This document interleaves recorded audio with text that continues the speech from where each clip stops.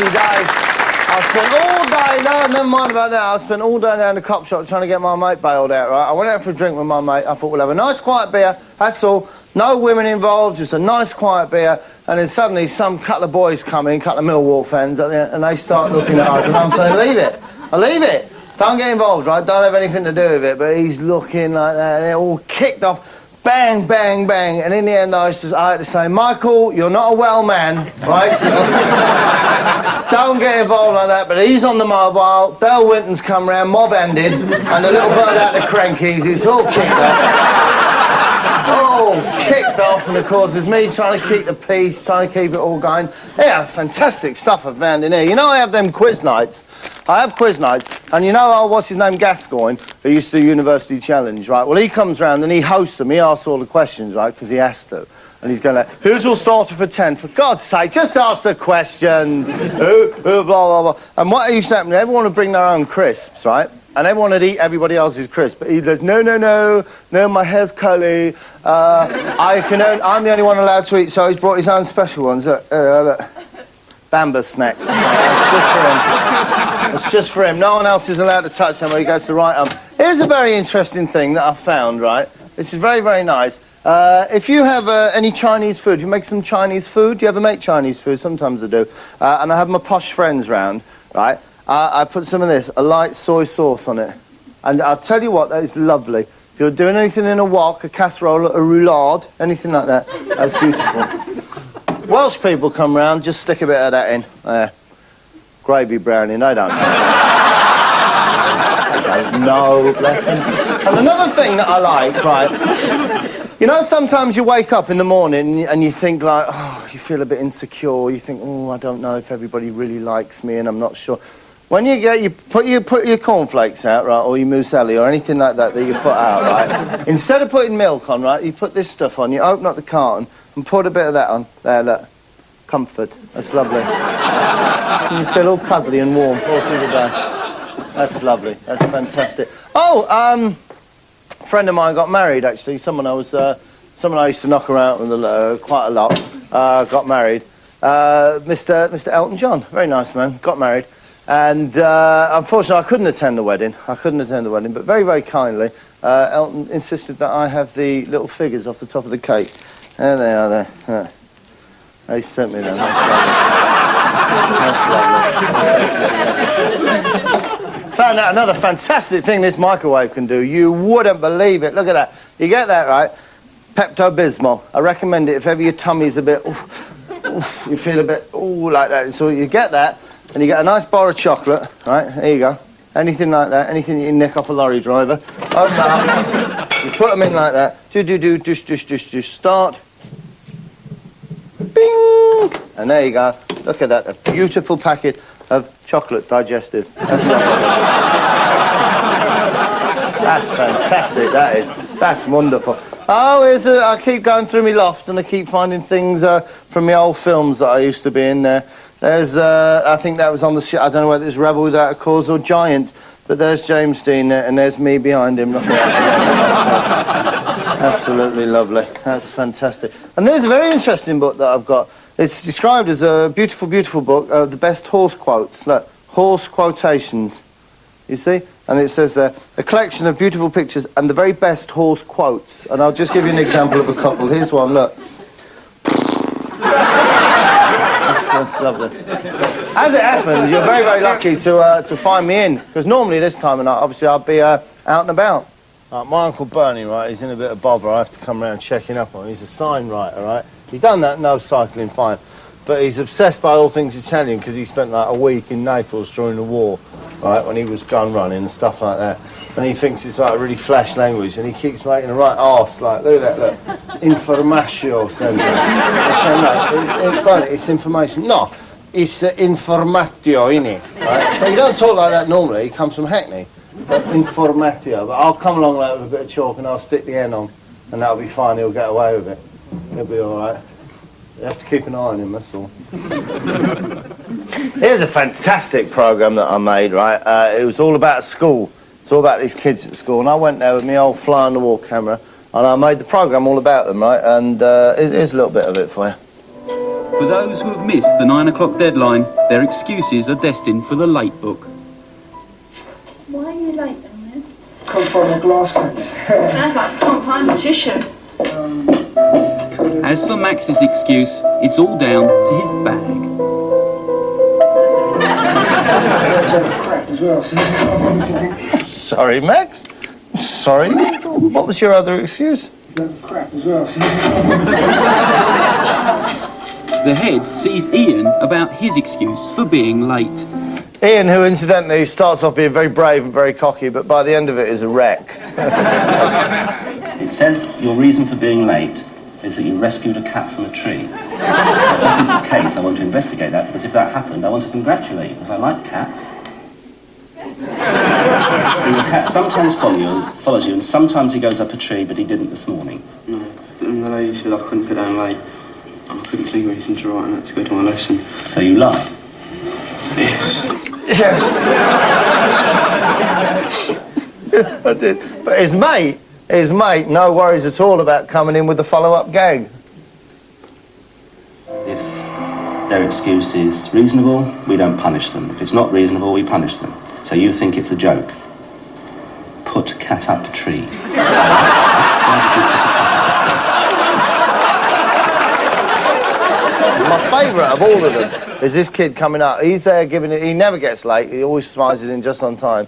But he was on detention this week. We're asking him why he was on detention.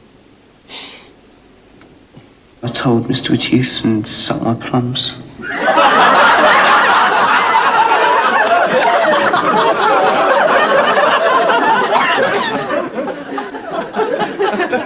I told Mr. Acheson to suck my plums. Have I broken some sort of code? Fantastic little kid. Magnificent. I'll tell you what I've got else, right? This is, what have we got? Oh, this is a program. This is a dopey. It's a program I made. I go out and I make all these sorts of programs. This is a particular bloke. This is a bloke who thought he'd come up with a good plan, and I don't know, I can't help thinking that it's the worst plan in the world. Well, I've always had an interest in magic from being a child. I used to like watching it. But I didn't realise, obviously, that you could go into various shops and buy different effects. And I'm required sometimes to go and do various trips throughout the country, the Lake District, etc. And I thought, well, wouldn't it be a good idea if I took up a little bit of magic to keep passengers happy and occupied and amused by... I think it wouldn't be a good idea. You know what I think they really want? I think they just want you to drive the bus and watch where you're going. Not be turning around going, go on, pick a card, any card. Doing various different effects on them, which proved quite satisfactory the first time I tried it. Unfortunately, the second time I tried it, I just went clean off the fourth And bridge. this is where the All right. developed from.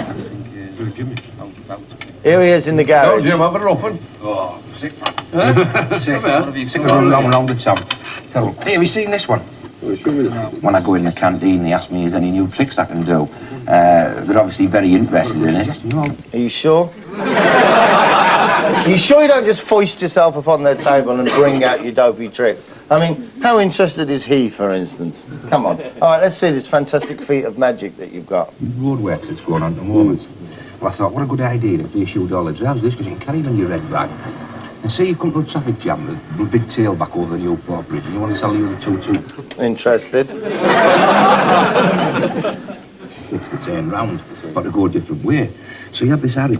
Interested up here, look. And you flash this arrow around like that and you say, come off on the next one, come off, keep coming off that way. That's no good. What happens if you want to come the other way? So that's easy.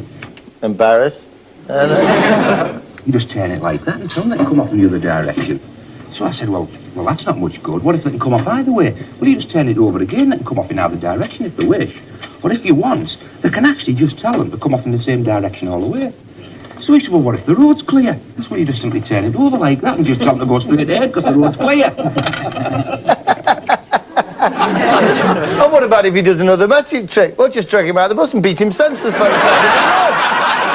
That's not a magic trick, anyway. That's a bit bored with the thing on. It's much better, right, when I used to be a cabbie.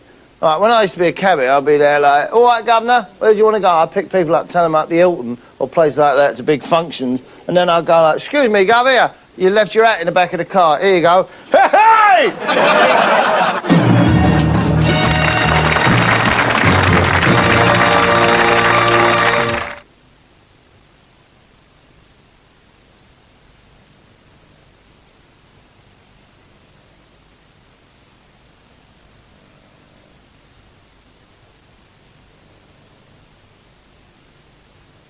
Generation next, generation next, generation.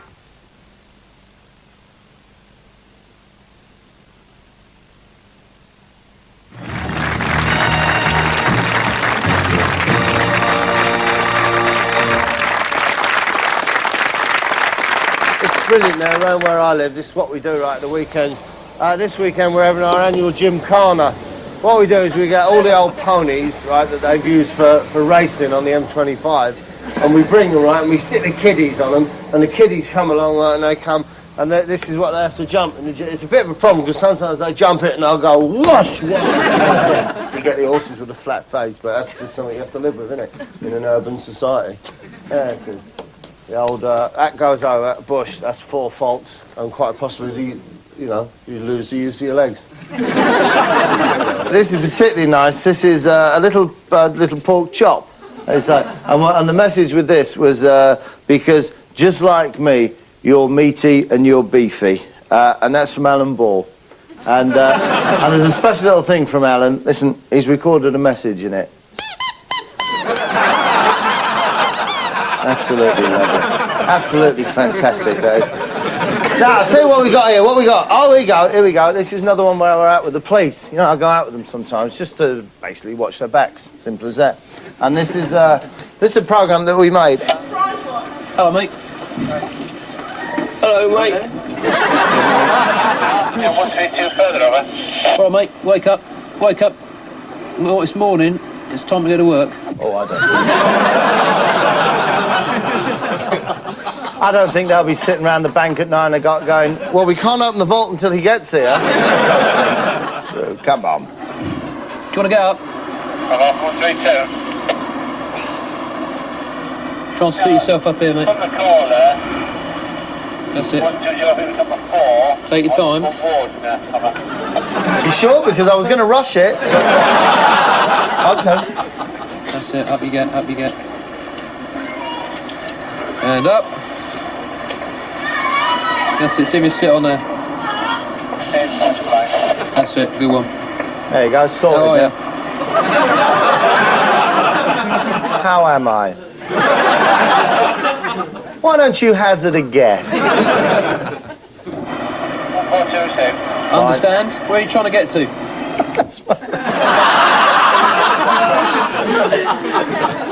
Back to Earth would be fine.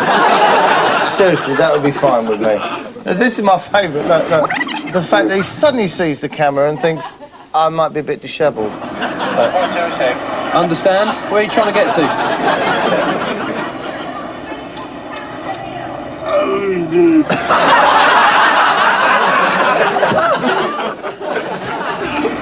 Abingdon. Where did that come from?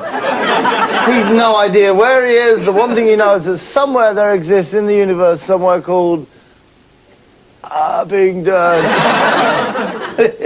Yeah, have you got anything with your name on it, mate? No, I've got some underpants with my wee-wee on it. Yes, my Filofax is here somewhere. I'm sure I've got a business card. Do we know you are? Because you're in a bit worse to wear for the old alcohol, aren't you? Hello? What's your name, mate? Here's a question that's got him really stumped. Listen. What's your name, mate? Yeah,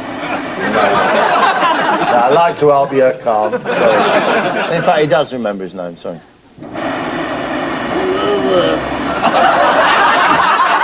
Nowhere. Possibly Scandinavian, American. Nowhere. That's not very nice, is it? That's not very nice, is it? No, I would have preferred Clive or Trevor, but my parents insisted on nowhere, so I'm stuck with it. Can you stand? Can you walk? Because you want to get yourself home, don't you, really? You can't lie in the bus shelter all night. Is that the bus? Yeah, you got money on your... Can you get on the bus?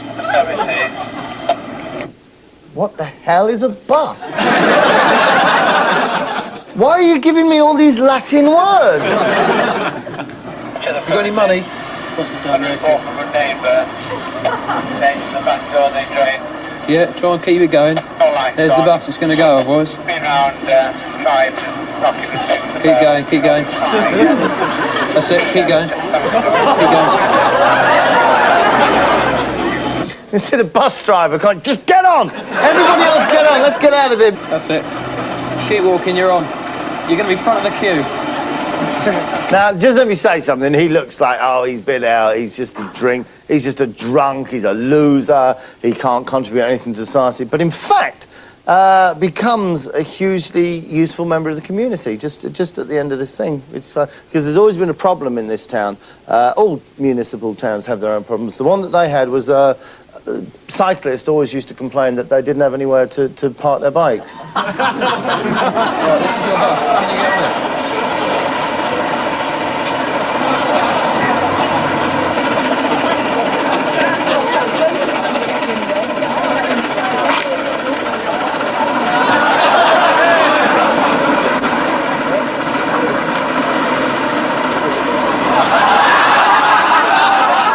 There you go, lovely. Leave it there, chain it up to his trainers, he'll be there when you get. And the next person that they come along, I remember on this particular beat, was a retired, he used to be a chief airline pilot. He's now been reduced in circumstances, but he used to be a chief airline pilot. What exactly did he say to you? Just asked me for some change. Did he? And you just said you weren't going to give him anything? Well, I didn't have any on me, just out for a cigarette. Okay, all right, thanks very much. We've just been watching you walking along here, Chief. All right, Chief, you're begging off people, aren't you? Asking people for money. No. Well, I've spoken to some. No. No, well, the last person I've spoken to, you've asked him for money. Anybody, all of us some money is somewhere. for directions. All I've done is ask people for directions. Why would I beg? Why would I need other people's money? I have a private income. All I want is directions. No, the last person you asked me if you had any change on him. No. Okay? No. All right, I'm just going to advise you, all right? I'm not going to arrest you. You're aware you could be arrested for begging. Yeah. Okay, which is why you're denying it. All I want to do is advise you. What's your surname, mate? Mercer. Mercer, that's his name. That's who's Joe Mercer, one of the big football. M-E-R-C-E-R, that's how you spell it. Okay, although his has got a slightly different spelling, but he's fine because he was an airline pilot. He can use the international radio language. That's it.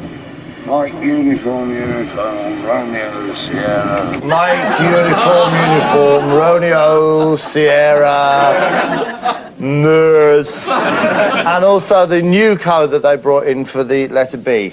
Echo, blah, blah, blah. Blah, blah, blah. And don't forget, the copper knows he was begging. He claims to have been asking for directions, but the copper's not stupid. He knows he didn't need directions. Alexander Mercer.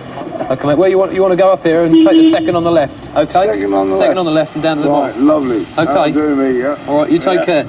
I think you were begging, but just go down here, second on the left. See you later.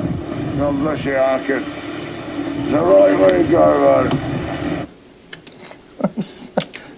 Your parting shot to a policeman should never be, well done, our kid, have a right good joyride. Listen. God bless you, Arkin. It's the right way to go, They don't like it. Here's another one that I've done, right? This is one of my favourites from, a few years ago now, because I've been in this television programme making game for longer than I care to remember. And here's one that I've done, and this was about, this is about security guards, security firms that sprang up to guard housing estates. That he was registered with the police? Nobody's registered with the police. He isn't. That his staff were trained to police standards? They weren't. That he was in radio contact with the police? All sorts of false claims on a leaflet that was meant to influence the public to take on his business. Well, all right, that's your opinion. But as far as he's concerned, dictionary-wise, he was registered with the police and he was in total and immediate radio contact with the police. You tell somebody everything about what you're going to do and what you do and where you're going to do it, you're in actual fact, in dictionary terms, registering. I couldn't see anything wrong with that at all. And the police don't agree with that definition. Absolutely, no. I don't know what their definition of registering is, so... Right. And you say that by putting down that you were in constant radio contact, you meant constant telecommunications contact, as in British telecommunications, as in making a phone call. Yes. If anything wrong, I would phone the police. Constant radio contact. Fine. Jones's business collapsed when police attacked his claims, but the police soon had to deal with a bigger problem, a war between rival security firms over who would patrol certain estates. This man ran one of those security firms. He claims he was physically attacked by a rival company. Because of the pending court case, we can't name him. You'd feel very, very safe, though, wouldn't you? He may have been attacked, but he was no angel. Rival company. You'd feel hugely safe for the thought of him patrolling your estate, wouldn't you? No ragamuffins or vagrants are going to get in here. Because they'll just think the territory's taken. Because of the pending court case, we can't name him. He may have been attacked, but he was no angel either. You were patrolling estates in Mansfield, but you've got a criminal record yourself, haven't you? That's right. Oh, yeah, come on, bring up the criminal record.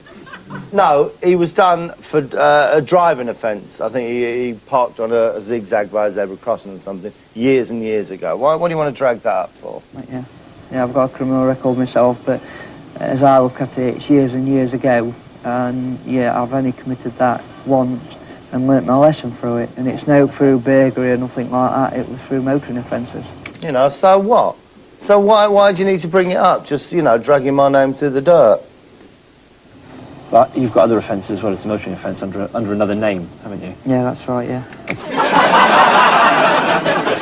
Why do they count? I thought if you changed your name, that was it. They forgot about all them. But even those offences, they were only for receiving stolen property and going fishing. What were those offences? There was receiving and angling. So those are offences of dishonesty? Yeah. And you're running a security firm offering people security and protection? Yeah, but so I'm saying that was years ago, and I didn't dishonest by breaking into other people's properties and pinching from other people. I was receiving stolen goods what other people had stolen. These damn people, investigative journalists, all I ever did, I never once stole anything from anybody's house. Other people used to steal it and then give it to me. I'm sorry, but I can't see anything wrong with that. I've got to shoot off right here. I've got to go, I promised some old people I'd take them on a bus trip down to Brighton. They'll love this one. I'll see you later. Cheers.